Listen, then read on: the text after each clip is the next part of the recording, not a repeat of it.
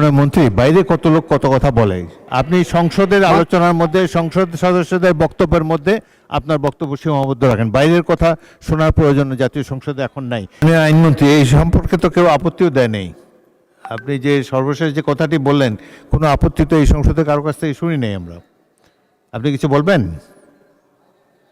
আইনমন্ত্রীকে mic দিন।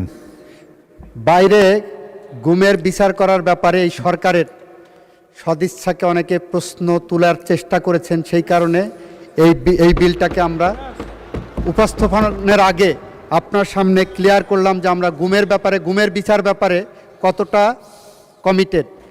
এই সরকার গুমের সাথে সম্পৃক্ত অপরাধীদেরকে বিচারের আওতায় আনার জন্য কতটা কমিটেড সেইটাই মান্য স্পিকার আপনার মাধ্যমে গোটা পার্লামেন্ট এবং দেশবাসীকে অবহিত করলাম।